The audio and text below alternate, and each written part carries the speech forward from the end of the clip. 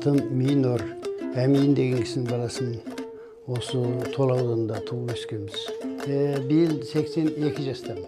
70 жылдың бастарынан бастап домбыра жасаумен шұғылданып келеді. Енді кішкене күнде біраз қол өнерім бар болатын.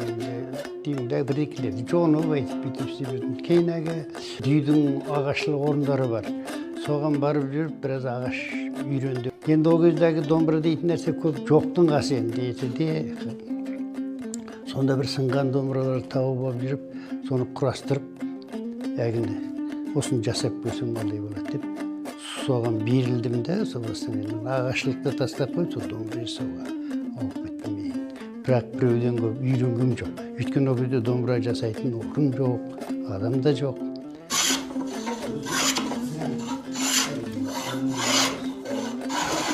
Сонымен сұрақ алдымен домбыра жасау үшін материал таңдау керек. Басқа материалдарға қарағанда домбырада дауыс шығу керек. Дауыс шығу үшін ол материалы өте жақсы, өте немесе құрғақ ағаш болу керек. Әбден кепкен ағаш. Сонда барып домбыраның дауысы адамдардың өзі ойлаған ойындай шығады. Өзіміздің жерлік ағаштардан мына аршыға дейміз, қызылтал дейміз, жиде дейміз, мәселен қайың ағаштар дейміз, ұзақ жыл кепкен. Осылардан жасап жүрдік енді көбінше. Енді қазір мына қоғамдан кеткен шеттің ең сапалы жақсы ағаштарынан алдырып, содан да жасап жүрміз. Ол енді жерлік ағаштарға қарағанда шыдамдылық уақыт ұзаққа барады. Кей ағаштардың дауысы енді онша жақсы жаңғырықпайды. Дыбыс ішіне тартып, дыбыс жақсы шықпайды. Кей ағаштар қаққанда тез жаңғырық, тез дыбыс шығарады. Жағымды дауыс дейді, құлаққа жағымды дауыс шығарады. Ол енді жасаған домбыраның бәрі де дауыс шығара береді ме сен қаңғыр-құңғыр. Оның біз мәселен әнші дейміз ғой, енді бәрімізді айғайлаймыз, әншінің дауысы ерекше бір жақсы тұрады ғой кісі. Домбыраның дауысы да ерекше жағымды, әдемі болып шығады, сазды болып шығады.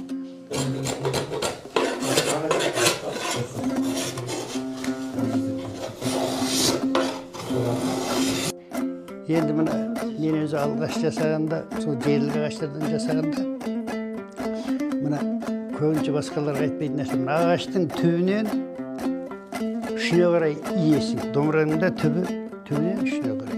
Сонда дыбысы жақсы болады. Бас жағы түп жағына қарай кетсе, сәл дыбыс бұзылып болады. Оны енді көп өзімше құпия қылып, көп айтпаған. Бірақ енді осында айта берсе, бола беретін нәрсе ғой.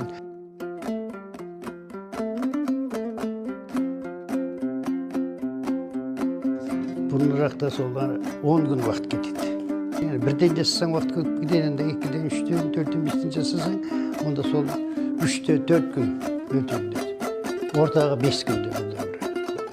Енді көбінше мен материал таңдап жасаймын да, домбыралардың көбі сәтті шығады.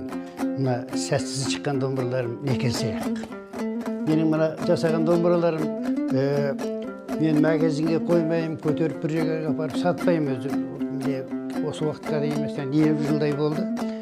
Тұрады, алып кетеді, тұрады, алып кетеді. Үзбей жасаймын 360 күн. Жаздың ұзақ күндерінде таңертең күн шыққаннан кешке күн батқанша 10 неше сағат істеймін. Әбден үйреніп кеткен, тамақ іштім, болды, соны істей отыр. Мен енді көз көп нота білмеймін, одан кейін домбыраны жасауға алып кеттік те, домбыраны көп шертіп отыра бермеймін, кілең жасаймын.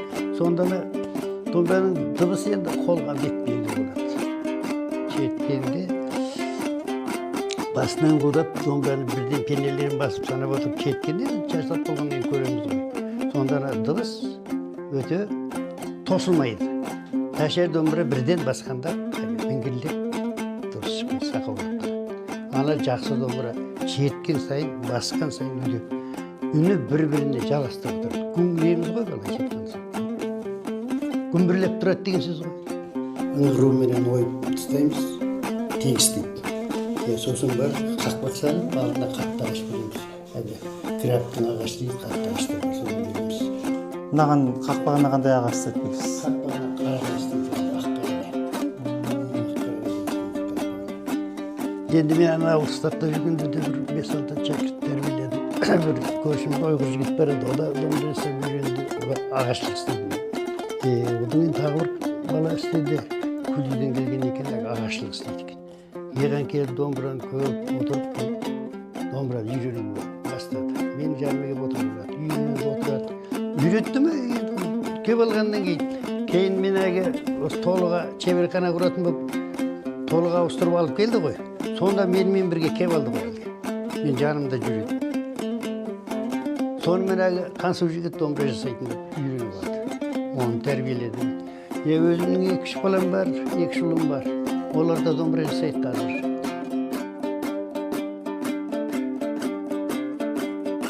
Енді мына домбыра деген нәрсені басқа бір жұмыстарға қарағанда біраз адамға енді бір рухи жақтан бір немере береді, енді адамға бір сезім.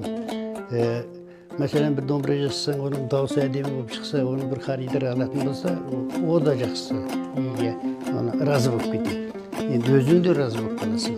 Домбырада бір сондай немере бар еді. Басқа нәрселерге қарағанда бір адамға бір өзі белгілі бір немере береді. Бұны күтуге байланысты домбыраны. Мәселен, сіз саңғылап тұрған домбыраны үйіңізге бір қонақ келді.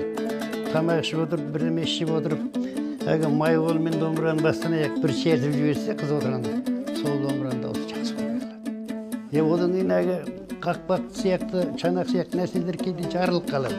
Оны білмейді ғой. Іш жағынан жарылып кететін болады қақпақ. Бастан ғана баланың еңбегі сияқты жас баланы бұлқылдап тұрады да, ар жағы жарылып кеткен. Бұның бірдеңеге тие соғылады ғой.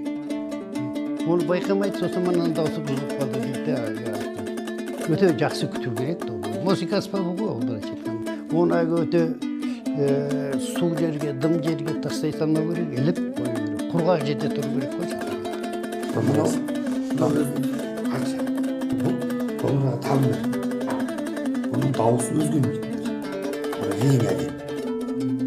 Бір көзің табиғи алалық, құлалығымен домбыраға ерекше сән беріп тұратын нәрсе. Атадан